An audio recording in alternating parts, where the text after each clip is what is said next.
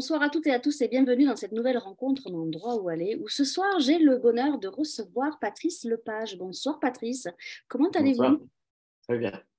Alors, je vous reçois ce soir pour ce livre qui est sorti en juin dernier aux éditions Parole, qui s'appelle ZHR. On reviendra sur le titre juste après. Alors, c'est un gros livre, mais n'ayez pas peur, amis lecteurs, parce que c'est vraiment un très bon livre d'aventure, je tiens à le dire dès maintenant. Donc, avant qu'on commence à discuter de votre roman, Patrice, je vais rappeler à nos amis auditeurs, lecteurs, qui peuvent vous poser des questions pendant qu'on est en train de discuter. Et Frédéric viendra vous les poser à la fin de l'entretien. Donc, je vais le remontrer. Je ne sais pas si on le voit bien. Je vais peut-être le partager à l'écran. Ça sera peut-être mieux pour que tout le monde le voit parce que je trouve que la couverture est assez sublime. Voilà, je ne sais pas si vous la voyez. Donc, ZHR, qu'est-ce que c'est que ce titre mystérieux qui a quand même... Ces trois lettres veulent dire quelque chose, Patrice. Est-ce que vous pouvez nous dévoiler ce que veulent dire ces trois lettres? Ça veut dire zone hors risque. Alors justement, pourquoi avoir choisi de faire une contraction sur le titre et ne pas l'écrire en dessous, parce que c'est écrit à l'intérieur, au bout de la troisième page, parce qu'il y a une première page où il y a marqué ZHR tout seul, je vous la Ouais. montre, et après c'est écrit qu'à la troisième. Pourquoi ce choix de titre court? C'était c'était l'envie, moi j'avais l'envie parce qu'on a cherché comme d'habitude des tas de titres, hein. Mon titre de travail c'était l'atelier flottant, Hmm. qui n'a rien à voir. Je trouvais que ZHR, j'avais envie qu'on se dise, t'as lu ZHR, toi? Bah non, c'est bien, ouais, ouais. Aussi bête que ça faisait un titre un peu énigmatique, un peu, voilà, je me disais que ce serait sympa d'avoir ce côté un peu mystérieux, qu'on se demande qu'est-ce que ça veut dire, qu'est-ce que c'est, etc. Comme la couverture Ouais, elle est qui a été magnifique la faite, couverture. voilà, elle est belle, hein, elle a été faite par Pat Kova. Ouais, il m'a expliqué ce matin d'où elle Voilà, venait. Donc il ça, l'a ce fait sont avec des des bouts écorces. d'écorce, enfin, c'est un Voilà, truc de fou. Ouais, ouais, des ouais, écorces. Et ça, c'est le fleuve. ouais. Alors, justement, c'est assez mystérieux. Alors, certains disent que c'est un roman d'anticipation. Est-ce que c'est une dystopie? Moi, j'ai plutôt envie de prendre le parti pris de dire que c'est un vrai livre d'aventure, parce que pour moi, qui ne suis pas de cet univers-là, justement, moi, j'ai pris ça comme un livre d'aventure. Pour moi, c'est une quête, je sais pas, un voyage initiatique. Vous le qualifieriez comment? Voyage initiatique, ça me convient très bien. C'est vrai que c'est une dystopie, c'est-à-dire qu'on est dans un monde qui n'est pas le monde d'aujourd'hui, mais Mhm. qui est une projection du monde d'aujourd'hui. C'est-à-dire, au fond, il y a une petite voix qui dit, mais si on continue comme ça pourrait bien arriver, ça pourrait bien exister, ces ZHR-là. Donc, mais ceci étant, moi, ça me convient. L'idée du conte philosophique, ça me convient. Moi, ce qui m'intéresse, c'est le voyage, c'est le déplacement, c'est l'idée qu'en se déplaçant, on croise d'autres auxquels on ne s'attendait pas. Donc voilà, il y a l'idée. Moi, j'ai envie de dire des choses, mais j'ai envie que ces choses-là, on puisse les picorer au fil de l'eau ou au fil du voyage. Ouais, parce qu'on est quand même très proche de la réalité et de ce qu'on peut, on est en train de peut-être de vivre et qu'on va vivre dans un futur très proche. Donc c'est pour ça que moi je le qualifierais pas spécialement de dystopie ou de roman d'anticipation. Bon, après chacun se fera l'idée, mais en tout cas c'est un très bon roman d'aventure, c'est vraiment très réussi. Avant qu'on plonge vraiment, plonger c'est peut-être le terme, parce qu'avec toute l'eau qu'il y a là, je voudrais qu'on parle de vous parce que vous avez un parcours atypique. Je pense que les lecteurs ne vous connaissent pas. Alors c'est votre cinquième roman quand même, le premier aux éditions Parole, mais vous avez un parcours atypique puisque vous êtes ingénieur, vous êtes spécialiste des questions agricoles et alimentaires. Je crois avoir vu passer cette information comme quoi vous avez été berger, c'est ça? Ouais, ouais, ouais. Vous avez été aussi directeur de collection au Cherche Midi, plutôt vers la poésie, donc c'est pour ça que votre écriture est aussi très poétique. Il y a beaucoup de... C'est beau, on va dire ça comme ça. Comment avez-vous eu envie de passer de quelque chose de un peu scientifique, j'ai envie de dire, on va grossir comme ça, à la littérature, à sauter le pas d'aller écrire des romans, des histoires? En fait, j'ai toujours écrit, moi. C'est-à-dire, oui, j'ai un parcours un peu atypique. C'est-à-dire, c'est vrai que je suis passé, j'ai été berger quand j'étais jeune. Je suis parti parce que j'avais besoin de partir, hein. Je commençais à plus me sentir bien. Enfin, je me sentais même très mal. Et je sentais que ça allait partir en sucette, comme on dit. Donc, un jour, j'ai pris mon sac à dos et je suis parti. Et Et j'ai croisé, justement, j'avais un moment où ça allait très mal chez moi, je me suis rappelé que mon grand-père, que mon arrière-grand-père, que j'étais en fait issu d'une lignée de petits paysans pauvres, bretons. Donc les vaches, ça me faisait pas rêver, mais les moutons, ça me faisait rêver. Donc au moment où j'étais le plus perdu, je me suis souvenu d'où je venais. Et hop, je suis parti et j'ai croisé un type absolument fantastique qui s'appelle Jeannot Lacoste, qui est toujours vivant, qui est bon pied, bon oeil, qui était berger avec sa femme, Jeannette, et qui ont accueilli un espèce de chevelu qui arrivait. Voilà. Et ces gens m'ont fait beaucoup de bien parce qu'ils m'ont laissé exister là où j'étais. J'avais une soif d'apprendre, j'avais envie d'apprendre, j'avais envie de comprendre. Et moi, qui étais un cancre à l'école, j'ai eu une espèce d'envie de tout comprendre, de comprendre comment fonctionnaient les végétaux, les animaux.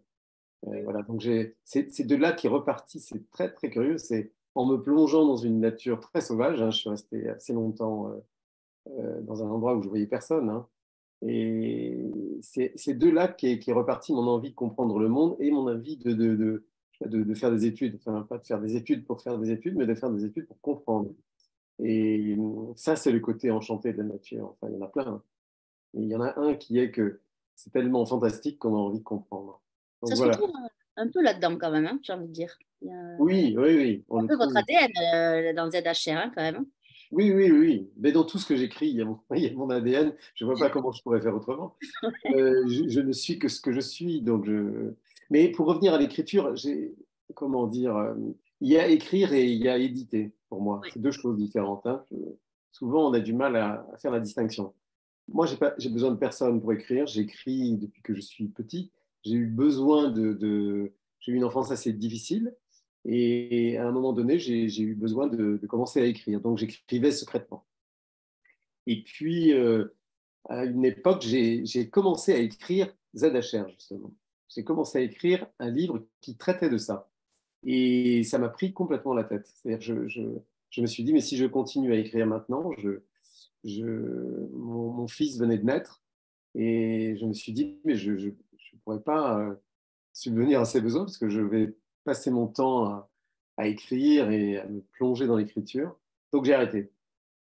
J'ai continué à prendre des notes sur des petits carnets, j'écrivais de la poésie, voilà.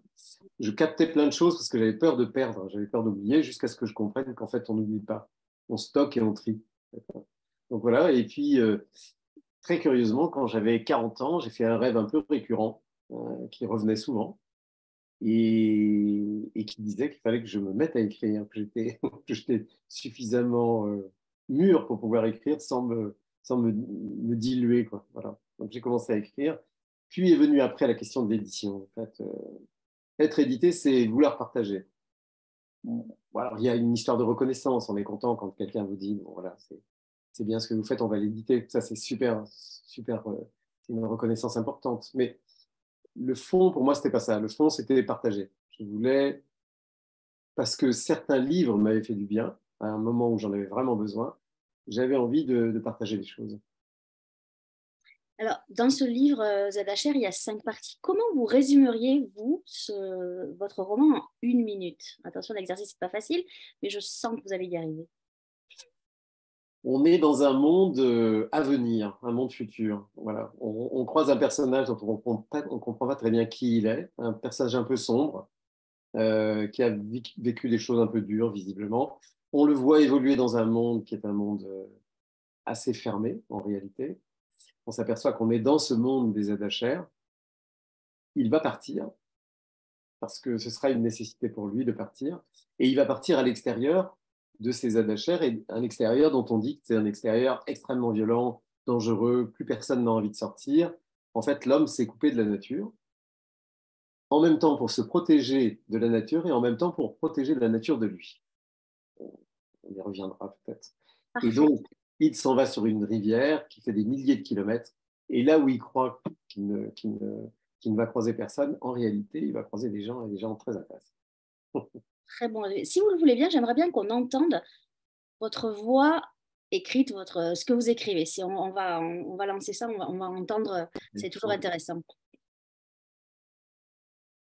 Mathias venait de larguer son ultime amarre. Partir d'ici, c'était disparaître, sans aucune possibilité de retour. Plus d'existence administrative, plus d'habilitation, et plus aucun droit à la sacro-sainte protection bienveillante. Désormais, il était un réfractaire, et laissait derrière lui tout ce qui jusqu'alors avait structuré sa vie. Il avançait prudemment sur le canal de dérivation. La gabarre prenait toute la largeur de ce maigre sillon protecteur, parallèle au terrible fleuve sombre. Ce dernier fonçait vers l'océan pour y propulser sa rage boueuse descendue des montagnes. Un choc dantesque qui nourrissait les prêches paranoïaques des prêtres de l'Apocalypse. Lui partait en sens inverse, résolument à l'opposé du tumulte et de ses adorateurs. Il se tenait à la barre, à la fois inquiet et soulagé d'être parti, sans pouvoir se défaire de l'étrange impression que la ZHR le vomissait sournoisement vers cet extérieur qui terrorisait tant ses contemporains. Quelques milles plus loin, le canal de dérivation s'éloignerait sur la droite pour rejoindre une écluse. Au-delà, il pourrait s'engager sur un affluent du Sombre, pacifique celui-là, au débit régulier. 3500 kilomètres de voies navigables, sans obstacle, et sans jamais plus nous approcher de la ZHR, avait promis Diego. En réalité, au-delà des quelques kilomètres à venir, il n'était sûr de rien. Mathias allait devoir affronter en aveugle ceux qui les tenaient tous confinés dans l'enceinte de la mégalopole. Il ignorait ce qu'il allait advenir, mais préférait croire que le véritable péril se situait derrière lui, et non devant.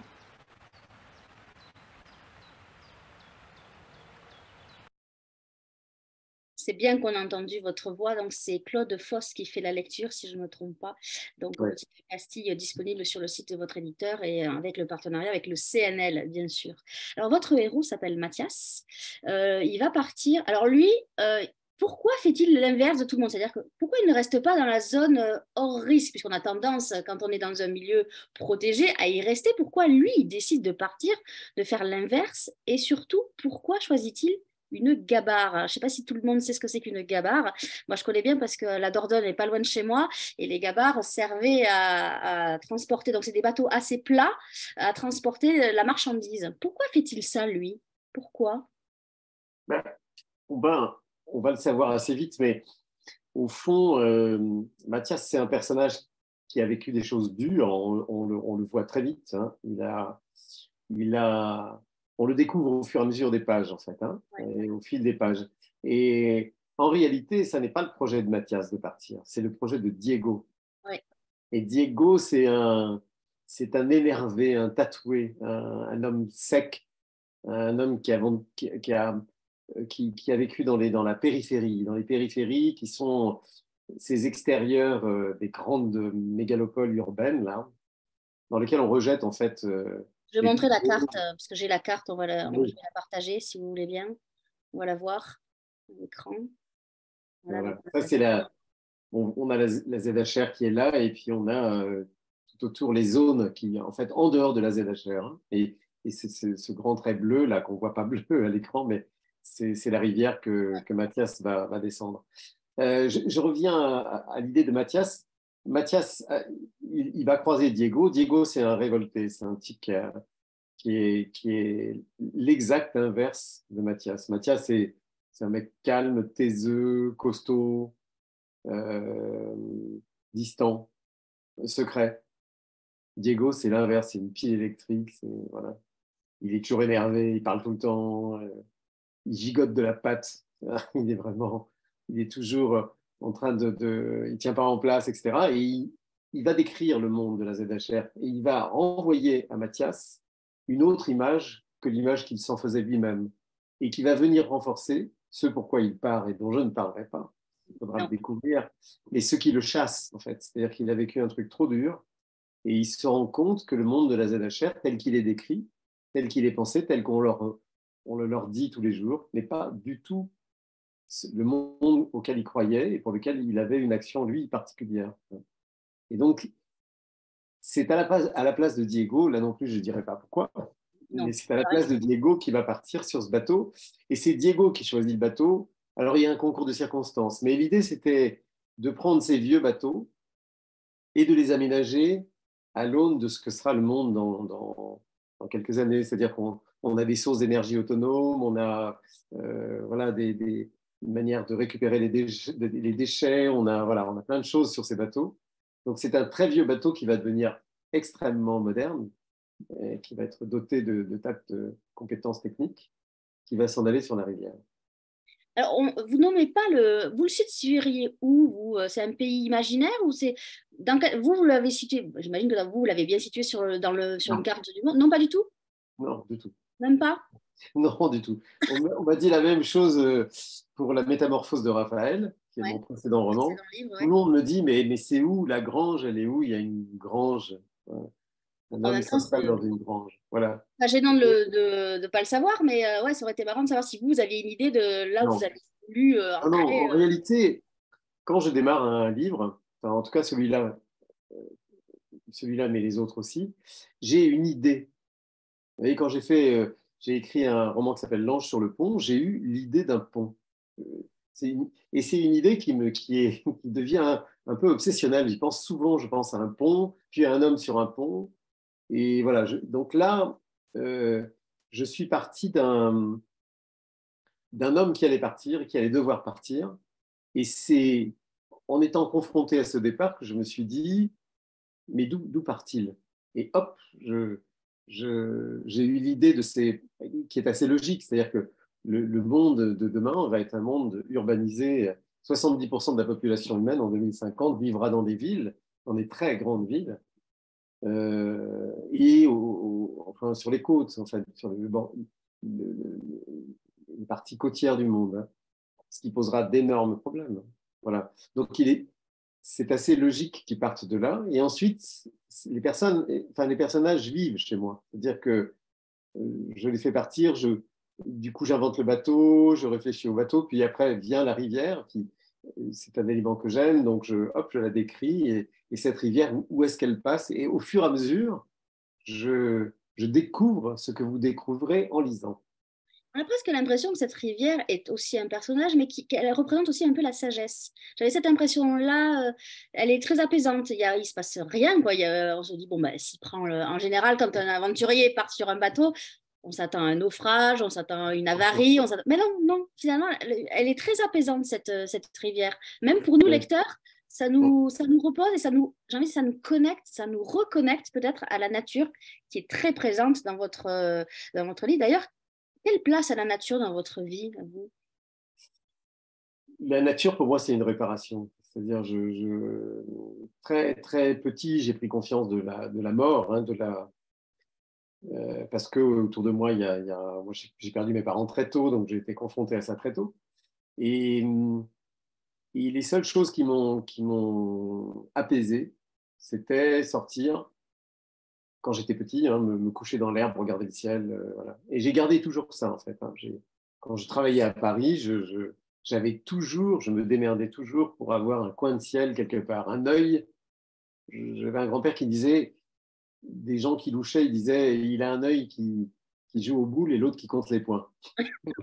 Moi, j'ai toujours eu ce strabisme. Quand je suis quelque part, je suis un peu claustrophobe, j'ai toujours un œil dehors. J'ai toujours un œil, je vois toujours un coin de ciel, un arbre. Je suis capable de voir, même dans des TGV à 300 km/h, je vois toujours des tas d'animaux. Pour moi, c'est extrêmement réparateur. Et la métamorphose de Raphaël, qui était mon ancien roman, mon précédent roman, c'est l'histoire d'un homme qui vraiment vit après le Bataclan. Il vit comme un séisme et il va s'en aller et il va croiser cette nature dont il s'est coupé. C'est-à-dire que je pense qu'une des grandes caractéristiques de l'époque contemporaine, c'est qu'on parle énormément de la nature, mais on en parle d'autant plus qu'on en est coupé. C'est-à-dire qu'on vit dans un monde virtuel avec, même si on a, comment dirais-je, beaucoup de préoccupations autour du jardin, de l'alimentation, etc., il y a beaucoup de nos enfants ne savent pas comment poussent les végétaux, où ils poussent, de quelle manière, enfin, sauf s'ils ont la bénédiction d'avoir un jardin près d'eux ou un jardin à l'école. mais on vit dans un monde qui est de plus en plus coupé de la nature. Or, moi, je pense que la nature est un enchantement, c'est-à-dire un enchantement et une guérison en permanence. C'est une réparation de la nature. D'ailleurs, Mathias, sur la rivière, c'est silencieux, elle le répare petit à petit. Elle l'oblige à un autre temps, elle l'oblige à écouter, euh, elle l'oblige à glisser avec elle. Il ne peut pas s'opposer à elle en réalité. Donc il est obligé de poser les armes, il est obligé de lâcher prise en fait. Hein. Donc l'eau Et donne petit le à petit, tempo. comment? Je dis l'eau donne le tempo de ce voyage. Exactement. La Ouais. nature, ils en ont peur aussi. Elle est parfois violente. C'est vrai qu'en ce moment, et puis on l'a vu pendant le confinement, avec tous les animaux qui sont revenus presque. Moi, je le vois, il y a des sangliers, on ne les voyait pas, maintenant ils viennent. On dit que la nature reprend ses droits. Est-ce que vous êtes d'accord avec cette Je crois réflexion? surtout que, je crois surtout qu'il y a une époque où compte tenu de l'angoisse de l'époque contemporaine, où on a des problèmes climatiques importants et qui vont être de plus en plus importants, on a une espèce de retour à la nature, là, d'intérêt pour la nature, etc., etc. Mais c'est une nature très esthétisée, une nature très virtuelle. La nature, c'est, comment dirais-je, c'est un, c'est une construction. C'est-à-dire ce qui existe est le vivant, dont on fait partie. Mais nous, on s'en est exclu. C'est-à-dire qu'on a pris une position qui est. Je crois que c'est dans notre histoire. C'est-à-dire qu'on a passé une grande partie de nos ancêtres ont passé leur temps à se défendre de la nature, à vouloir la contrôler, à vouloir la dompter, etc. Donc on pense que c'est acquis, ça. Mais au fond, je pense que une époque va succéder à une autre. C'est-à-dire, par exemple, à travers le Covid, là, à travers ces histoires de virus, euh, à travers cette idée que les animaux peuvent transmettre des virus, à travers l'idée que la forêt peut brûler et tout cramer, à travers les inondations qui sont de plus en plus violentes, je crains qu'une autre phase s'enchaîne à celle-là, qui soit une peur de la nature.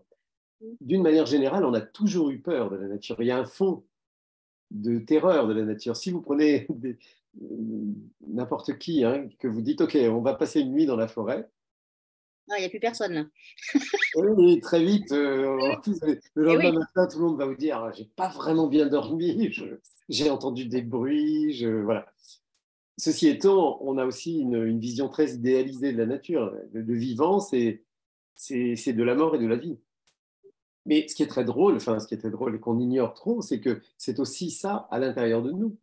Les virus, on en a plein à l'intérieur de nous. ah oui, on n'a On plus de virus. ne sait plus qui est l'autre de qui. C'est-à-dire, c'est très compliqué. Donc, plus on va avancer dans la connaissance du vivant, et plus, à mon avis, on aura un autre rapport à la nature parce qu'on pourra comprendre, on comprendra aisément qu'on ne peut pas s'en dissocier. On en fait partie.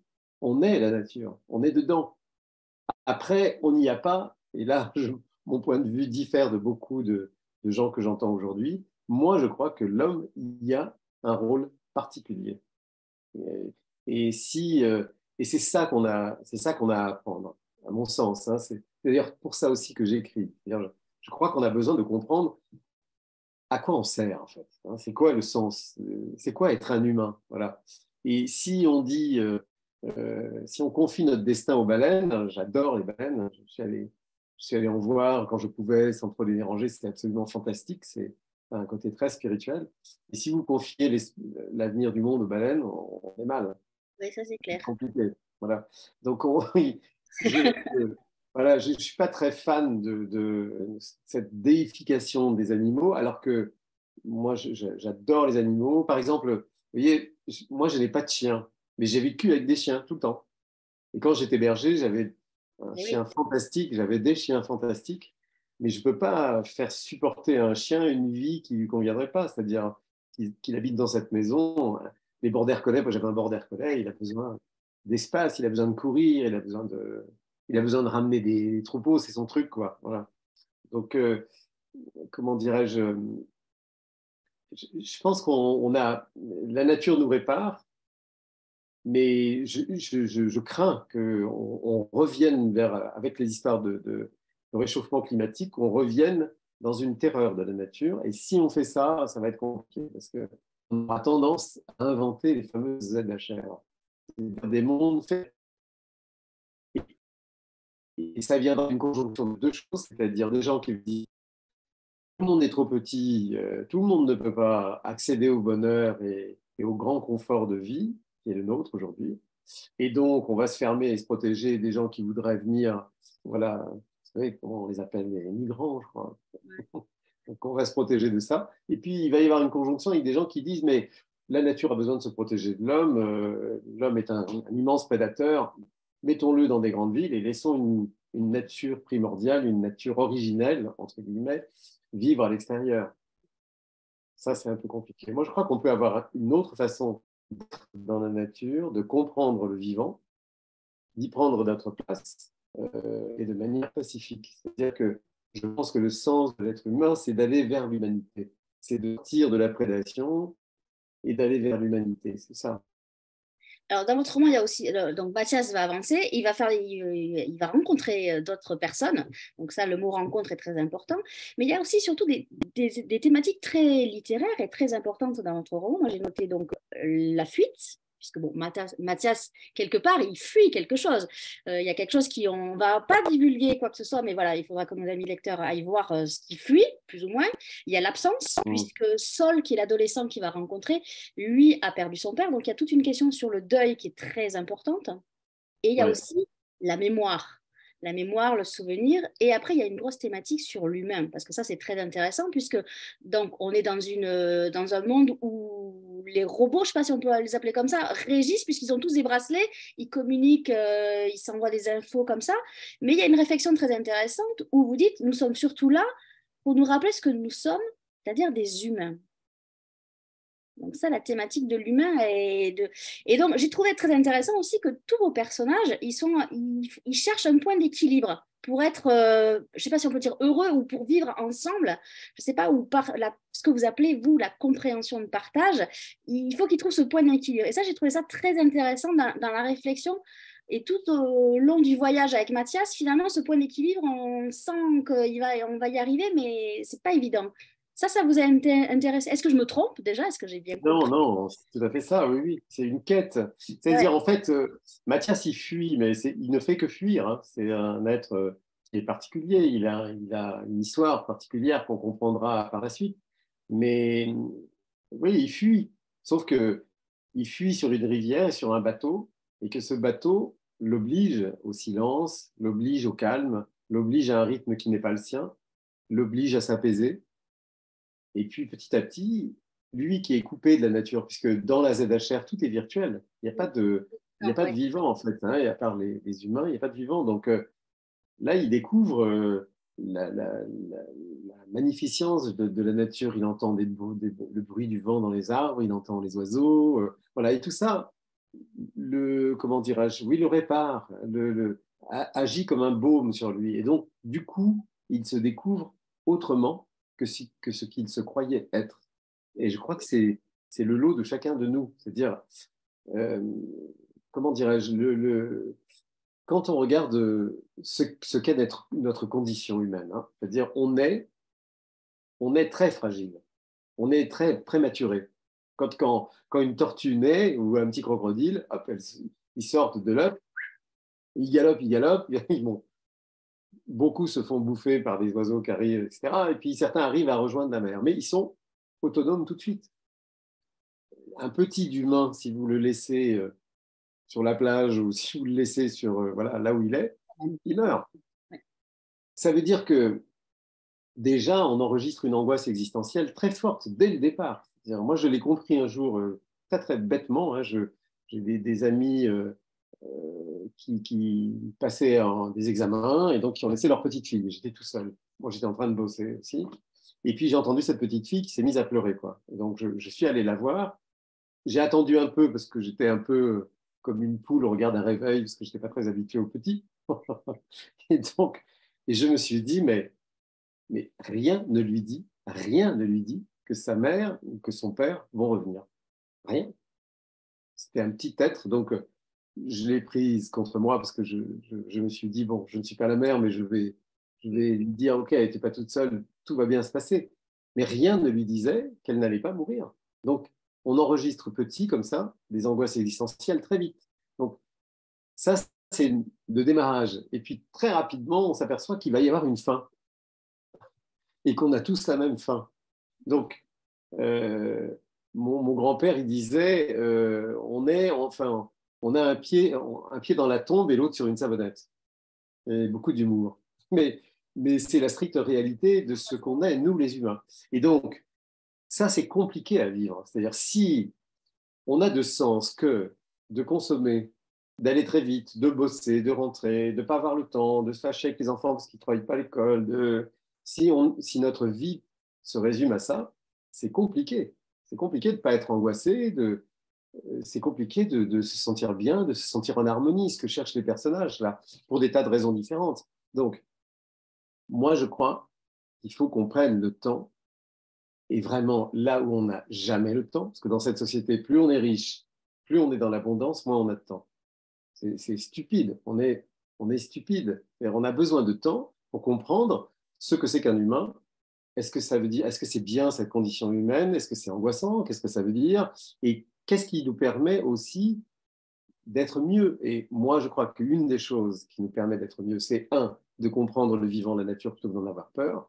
Et deux, c'est comment dirais-je, de comprendre qu'on n'est pas seul, qu'on fait partie d'une aventure humaine et qu'il y a des humains depuis très longtemps avant nous et qu'il y en aura, je l'espère, très longtemps après nous, et que ça a du sens. C'est-à-dire que ce que je fais, moi, compte pour l'humanité. Et donc, si je décide d'être de cultiver mon côté sombre, comme il y a un côté sombre dans chacun d'entre nous, c'est un choix, et c'est un choix qui affaiblit l'humanité entière. Si je décide plutôt d'aller vers la lumière, vers le partage, vers la rencontre, eh ben, ça aide chacun d'entre nous. Et ça développe ce que nous sommes en train de faire, c'est-à-dire de constituer l'humanité, c'est-à-dire d'être de plus en plus humain et de plus en plus éloigné du côté animal, parce que je vois une adoration de l'animal, mais c'est pas drôle d'être un animal. Hein. Des fois, je me dis, dans ma prochaine vie, je préférerais être, je sais pas, un pigeon, un aigle, je sais pas quoi. Mais c'est pas drôle. Hein.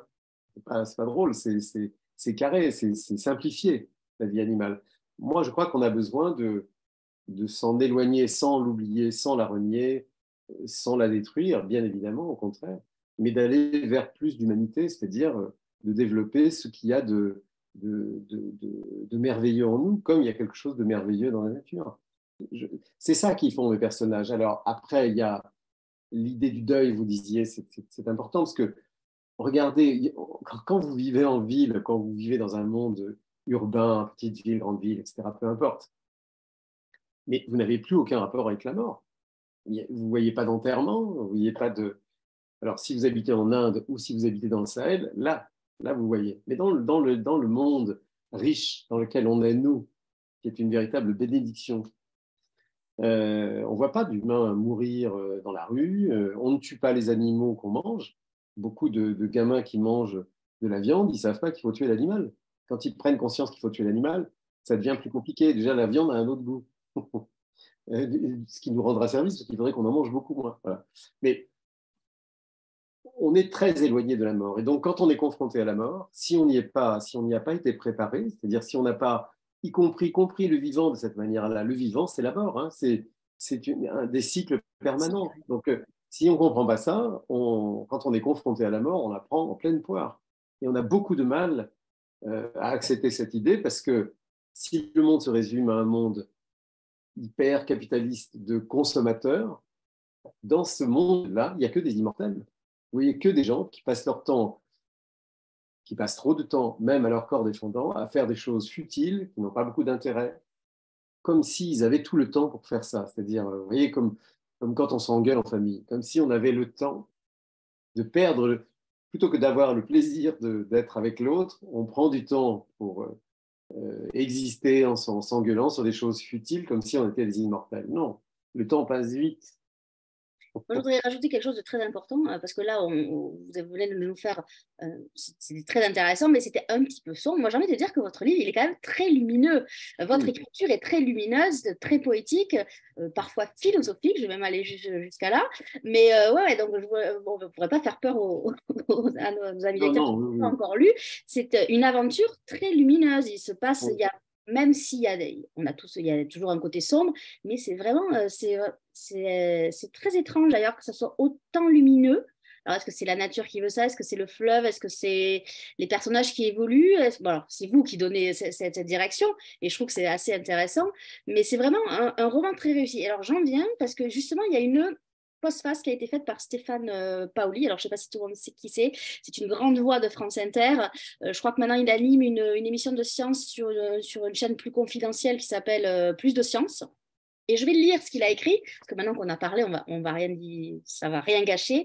Il a écrit quelque chose d'extra, donc c'est pour ça que je vais le partager. J'ai dévoré ce roman. L'écriture est tout à la fois précise et poétique, des accents qui m'ont fait penser à René Barjavel et à Robert Merle. Les différents niveaux du récit, aventure, projection scientifique, analyse sociologique et politique, se nourrissent les uns des autres. L'analyse de la dégradation progressive du milieu et des hommes, la course au bien-être illusoire sont saisissantes. La progression lente de la gabarre explorant cet autre monde m'a remémoré la remontée du fleuve par la vedette des marines américains d'Apocalypse Now. Sa troublante force initiatique. Cette histoire est belle, puissante, allégorique. Sa dimension politique résonne avec notre époque douteuse. Stéphane Lepage est un talentueux lanceur d'alerte. Elle est très belle, cette postface. Oui, oui. Je pense qu'il a tout Patrice dit. Lepage, pas Stéphane Lepage. Patrice, pardon. Excusez-moi. Beau lapsus. Non, Mais je veux bien dire un mot sur Stéphane. ouais. Je crois que France Inter devrait se rappeler qui est Stéphane Paoli. Je trouve, en ce moment, ce serait très utile. Parce que moi, j'ai une, comment dire, j'ai vraiment beaucoup de respect et d'affection pour lui. Je me rappelle de sa voix et des émissions qu'il faisait le dimanche, moi, qui m'ont absolument enchanté. C'est vraiment un artisan c'était un vrai journaliste. Et donc, ça nécessite de le signaler. Et c'est un vrai artisan de l'éducation pour tous. C'est-à-dire que c'est quelqu'un de roboratif. C'est-à-dire que quand vous l'écoutiez, il vous nourrissait. Il ne vous laissait pas sur le flanc en vous disant oh, « il est génial, mais j'ai rien retenu ». Il vous nourrissait, c'est-à-dire vous partiez plus riche qu'avant. Et ça, c'est rare et je trouve qu'on devrait s'en rappeler sur les grandes chaînes du service public. C'est vrai qu'il a une voix inoubliable, hein, quand même. Moi, je m'en souviens. Oui, oui, Parce que je crois qu'il a arrêté en 2016, un truc comme ça. Donc, bon, c'est oui. pas si loin que ça. Mais c'est vrai que Robert Merle et Barjavel, c'est pas mal, hein, comme. Oui, c'est flatteur, c'est bien. Il Je suis ravi qu'il ait aimé. Mais pour revenir sur ce que je disais, c'est la mort fait partie du vivant, ça n'a rien de sombre. Et précisément, une des quêtes, c'est-à-dire ces personnages, ils cherchent à avoir une harmonie intérieure. Ils cherchent à trouver un équilibre intérieur, c'est-à-dire à arrêter de souffrir de ce qui est dans le passé, en comprenant que c'est dans le passé, et à essayer d'être un peu plus, comment dirais-je, plus disponible à ce qui se passe au moment du présent. Moi, je ne suis pas un fou du présent, mais voilà, l'idée, c'est de se débarrasser de ce passé qui vient les hanter souvent, d'arriver non pas à le rejeter, hein, mais à l'apprivoiser, à dire, OK, je sais ça. Je crois moi, je l'ai en moi. Moi, j'ai un enfant orphelin en moi, toujours. Je parle avec lui, je dialogue. Parfois, il prend toute la place. Je me retrouve dans l'angoisse, je ne me sens pas bien. Puis d'un coup, je me dis, oh là oui, mais le petit orphelin intérieur, là, à l'intérieur est en train de travailler. Là, donc, je vais lui parler. Et je me dis, mais qu'est-ce qui te réveille Et parfois, je me dis, ben oui, je sais pas, on est le 21 juin, c'est la date anniversaire de la mort de ma mère. Paf, cet orphelin revient. Voilà. C'est ça qui font le personnage. C'est-à-dire qu'au fur et à mesure, en contact avec la nature qui les soigne, en fait, qui les dorlote sur cette rivière, ils sont confrontés à des choses qui ramènent le passé et ils se disent, OK, ça fait partie du passé, ça, c'est le présent. Et je vais vers ça.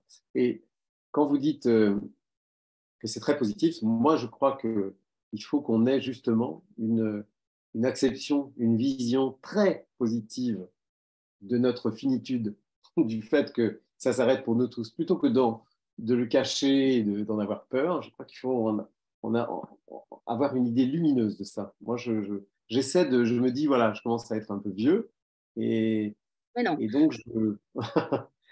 donc, et je me rappelle tous les matins quand je me lève.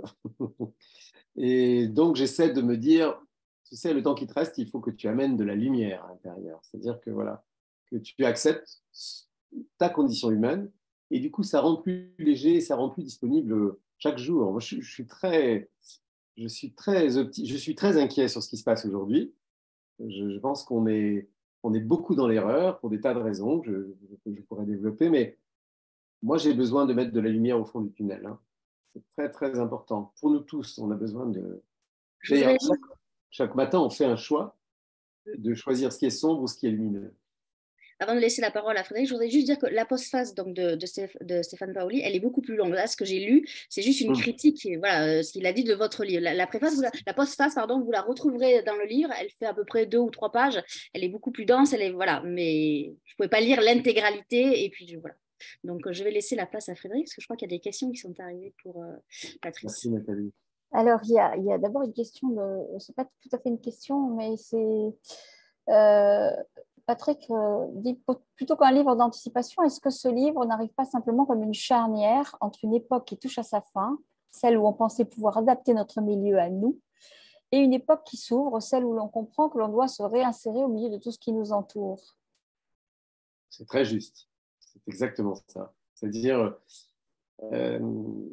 cette époque, elle pose des tas de questions. Elle pose des questions climatiques, hein, on voit que la partie du monde dans laquelle on vit, j'entendais notre président au début de son mandat qui parlait de la méritocratie. Voilà. Moi, j'avais envie de lui dire, je le trouve très intelligent, ce président, voilà, il a plein de qualités, mais j'avais envie de lui dire, Monsieur le Président, si vous étiez né dans le Sahel, si vous étiez né dans un des pays du Sahel, de la zone sahélienne, peut-être que la méritocratie n'aurait pas le même sens. On vit le monde dans lequel on est en train aussi de consommer l'ensemble des ressources. Donc ça ne peut pas durer. On en a pris conscience maintenant.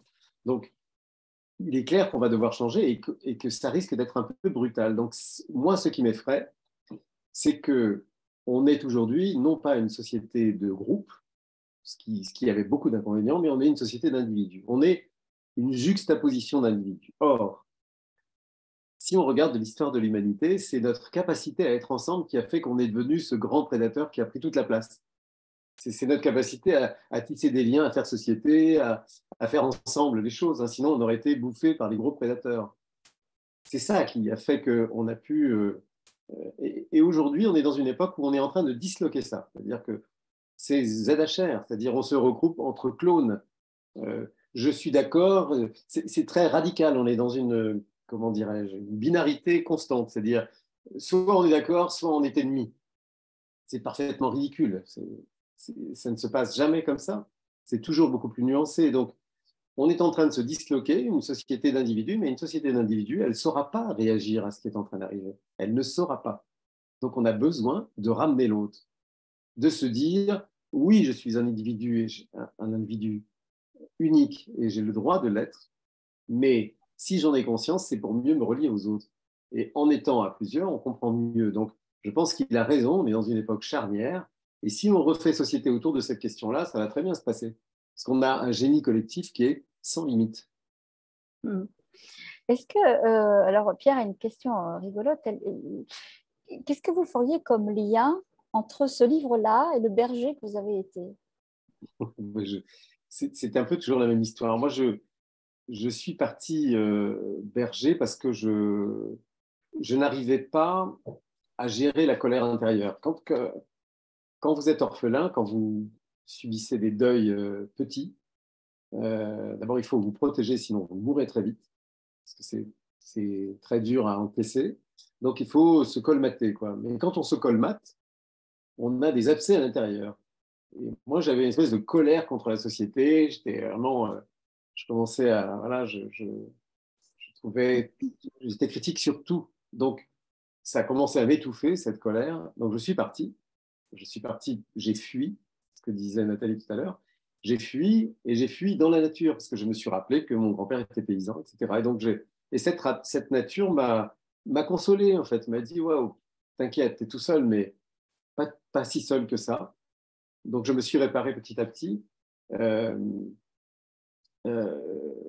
Enfin, comment dirais-je, en étant seul et en pouvant me re-questionner sur qu'est-ce que c'était que cette colère en fait, à l'intérieur. Et j'ai compris que j'étais en train d'externaliser une souffrance qui était à l'intérieur de moi. Et donc, je voyais même avec mes petits moyens. Je voyais que, par exemple, quand j'étais angoissé, les brebis, elles venaient vers moi.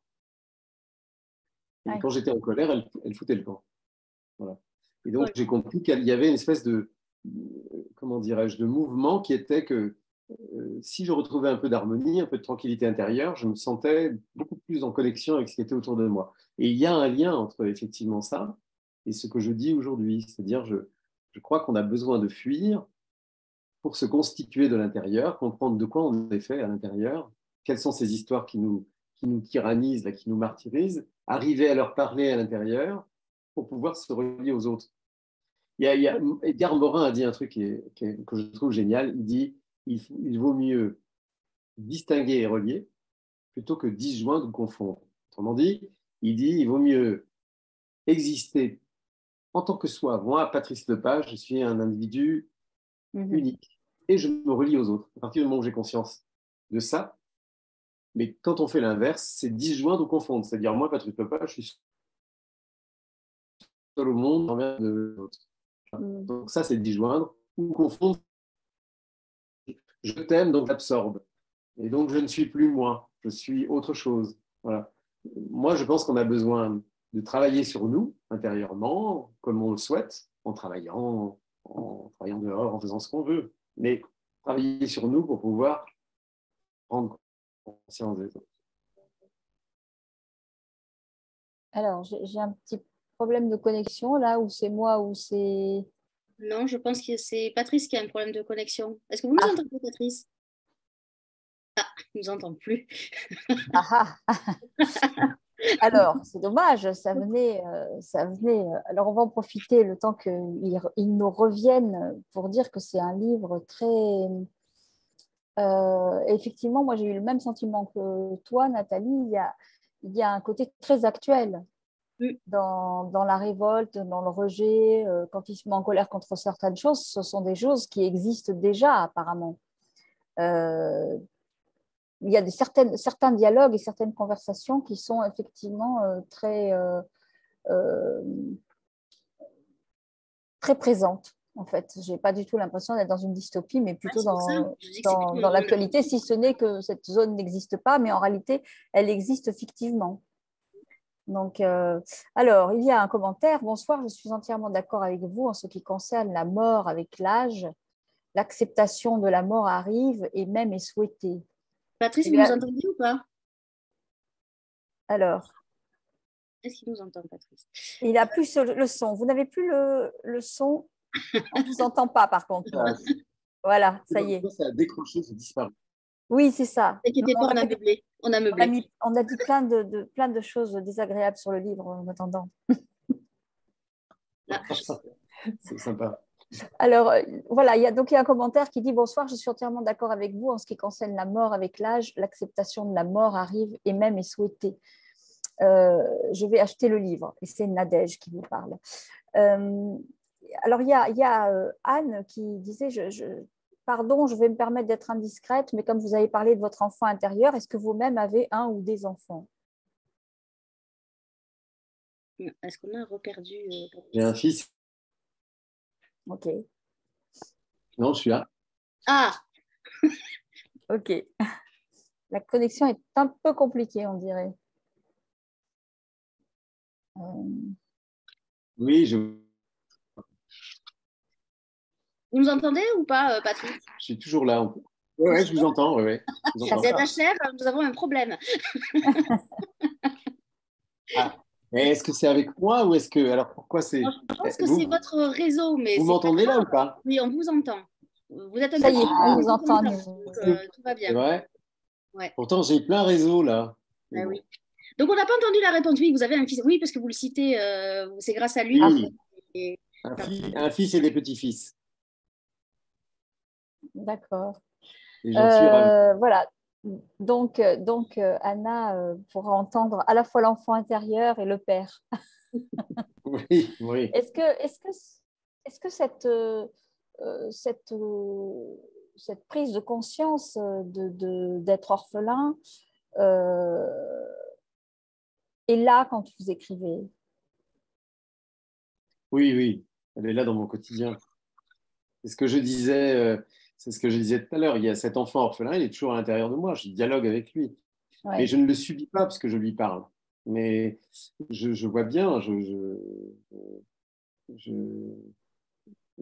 quand, dans certaines situations, je vois bien que comment dirais-je, cet enfant est toujours là, enfin, comme s'il y avait une espèce de dissociation en fait. C'est assez curieux. Mais plutôt que d'en souffrir, je le calme, quoi. C'est comme c'est un personnage intérieur. On est plusieurs à l'intérieur. Mais alors, quand même, vous avez vécu quelque chose qui est quand même assez rare. Je vous écoutais tout à l'heure quand vous disiez que vous avez commencé à rêver, qu'il fallait que vous écriviez. Mm. C'est pas tous les auteurs qui ont ce genre de grâce, j'allais dire. Vous avez écouté cette intuition ou vous l'avez ignorée pendant un moment? Non, non, non, non. Le rêve, c'était un rêve très curieux. C'est-à-dire, je voyais un homme de dos dans un cloître et j'ai fait plusieurs fois ce rêve à la deuxième fois ou la troisième fois, je fais le tour. Et en fait, c'est un scribe. C'est quelqu'un qui est en train de tailler un message sur une pierre. Et, euh, et là, moi, je me suis dit, OK, c'est le moment. Donc, à l'époque, j'habitais à Grenoble. J'ai vidé une pièce, j'ai mis une table, des objets que j'aimais bien, un cahier, et je suis resté 3 semaines sans pouvoir écrire un mot. Et j'ai écrit Le raconteur de monde à la suite de ça. D'accord. C'est-à-dire, un personnage est venu, ce que je disais tout à l'heure, c'est-à-dire quelque chose m'a habité d'un coup, puis hop, j'ai commencé à écrire. Et après, j'ai pu arrêter. Mais moi, j'avais besoin d'écrire. Donc, je pense que ce rêve, il était en train de dire, il est temps que tu écrives. Tu perds ton temps. Enfin, voilà. Mais j'avais besoin de stocker, en fait. J'avais besoin de passer les étapes, de sédimenter à l'intérieur de moi. Et ça ne vous a pas inquiété que pendant 3 semaines, il ne se passe rien? Vous Si, faisiez si, confiance. c'était flippant. Ouais, ouais. Non, mais je suis très obstiné, je suis très discipliné. Donc, je revenais à la même place. Je me disais, j'arrêtais à 1h du matin, j'étais cramé parce que le lendemain, je me levais très tôt. Et je me disais, mais t'es flippé, ça va pas le faire, quoi. Et c'est oppressant, quoi. Puis d'un coup, bam, Non, c'était c'est là, en beaucoup fait, c'était d'espoir pour ceux qui stocké. commencent. J'avais... Oui, oui, oui, il faut aller au bout. Il faut y revenir, il ne faut pas lâcher, quoi. L'écriture, c'est ça de particulier, c'est que il faut une discipline pour écrire. C'est très chiant, les écrivains, de ce point de vue-là, parce que moi, quand je commence à rentrer, ZHR, c'est 3 ans de travail, c'est 3 à Énorme. 4 heures d'écriture par jour. Et j'ai tendance à... Il faut que je me discipline, sinon j'ai tendance à fuir. J'ai tendance à dire non, je peux pas venir, je peux pas aller à l'apéro, j'ai piscine.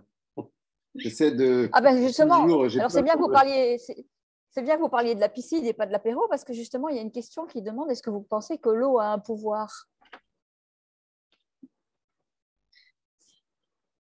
Pas forcément l'eau chlorée, hein. Non, mais moi, quand c'est l'eau de l'océan, ça me fait peur. C'est très marrant parce que j'ai eu un Ah, bateau, je conduisais des bateaux, mais j'ai découvert que j'avais une crainte de l'eau profonde, de l'océan. Je trouve que l'océan, c'est vraiment un univers qui peut très vite être violent et ça m'inquiète. L'eau de la rivière, c'est vraiment l'enfance pour moi. C'est en même temps, c'est aussi Siddhartha, quoi. C'est le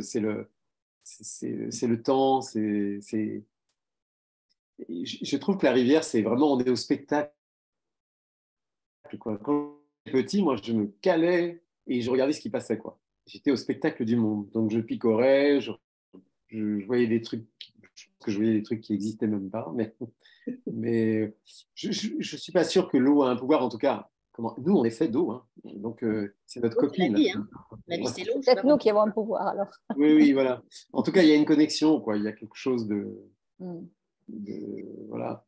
Je pense que sur la question de la nature, c'est ça qui est très important. C'est dès qu'on comprend le vivement autrement que cette construction culturelle qu'est la nature, on est partie prenante de tout ça. On ne peut pas se différencier de ça. C'est pour ça que la mort, c'est une recomposition. Rien ne se perd, rien ne se crée. Tout se transforme. C'est-à-dire que j'avais fait un truc pour Bayard, mais qu'il n'avait pas pris quelques années. Il m'avait demandé de faire des trucs pour les mômes. Mhm. J'avais fait un grand-père, un petit-fils, il y avait un oiseau qui était en train de mourir, on le mettait dans une petite boîte, il mourait. Et le grand-père expliquait qu'en fait, l'oiseau, on allait le mettre dans la terre, il allait se transformer, il allait être mangé par un asticot ou un ver de terre, que le ver de terre serait mangé par un autre oiseau, peut-être un aigle. Et à ce moment-là, le moineau redeviendrait oiseau et peut-être même un aigle. Il y a de nous en tout. Il y a de nous dans les arbres et il y a des arbres en nous. On est fait de cette matière-là. À partir du moment où on apprivoise ça, c'est plus simple à vivre. Quel est l'arbre qui est en vous alors? Ça serait lequel? Je suis originaire de la forêt de Brocéliande. Et la forêt de Brocéliande, c'est des chênes. Voilà, c'est des chênes. C'est un endroit magique, quoi. Et j'ai Alors, ça passé dépend comment vous écrivez les chênes, mais oui. Voilà. Moi, j'aurais dit le bouleau, hein, tel que vous l'avez décrit tout à l'heure. Le roseau, parce que le roseau ne rompt pas. Voilà, oui. Non, mais les chênes, c'est les chênes de Brocéliande, c'est extraordinaire. En plus, ils plongent leurs racines dans les eaux de schiste rouge. Là. Ils sont très, très beaux, les chênes de Brocéliande, ils sont vraiment magiques. Et Ouais. votre écrivain fétiche, demande Héloïse. J'ai pas d'écrivain fétiche, mais il y a des livres qui m'ont fait du bien à des moments où j'avais vraiment besoin de... Je pense que le livre est un soin. Moi, en tout cas, je me mets dans cet état-là quand j'écris. Alors, si vous deviez en citer un ou deux? Hermann Hesse, probablement. Je parlais de Siddhartha. Le loup des steppes ou Siddhartha? Non, Siddhartha, Narcisse et Goldmund. Ça, moi, ça m'a accompagné très, très longtemps. Comme Khalil Gibran, hein, qui est le prophète. Très longtemps, j'ai gardé le prophète et quand ça allait pas bien, hop, j'ouvrais à une page et je lisais, je me disais, oui, ça me concerne. Le livre oracle. Oui, voilà un peu, oui. Et puis, il y a une femme que j'aime beaucoup qui s'appelle Robin Hobb, qui a écrit de la fantaisie, qui a écrit un truc qui est fantastique, qui s'appelle L'Assassin Royal. Il y a 14 tomes. Donc, si vous aimez, quand vous rentrez là-dedans, on vous dit, waouh, il y en a 13 derrière. Donc, c'est top. Vraiment, Est-ce que c'est votre conseil de lecture? Ouais, c'est ce que j'allais dire. Oui, les 3. 14 tomes, c'est bien. Oui, voilà, c'est roboratif, ça fait s'installer dans la durée, c'est top. C'est ça. Et moi, mon conseil lecture, il est là.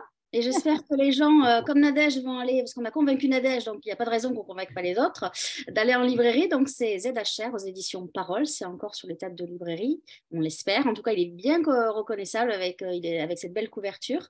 Avant de vous donner le mot de la fin, Patrice, nous, on se retrouvera le 23 novembre, donc c'est mercredi prochain ou mardi, je ne sais plus, dans les jours, bon, le 23 novembre, avec Elisabeth Inandiak, je ne sais pas si je le prononce bien, qui est aussi dans votre maison d'édition et qui a écrit un très beau livre qui s'appelle Le très bel arbre. Donc, Patrice, je vous laisse le mot de la fin. Écoutez, le mot de la fin, c'est prenez le temps de voyager sur le bateau, sur la Gaba. Vous allez voir, ça vous concerne. Et ça vous fera du bien. Beaucoup. Merci à vous. Merci, bonne soirée et merci aux éditions Parole. Et à la semaine prochaine.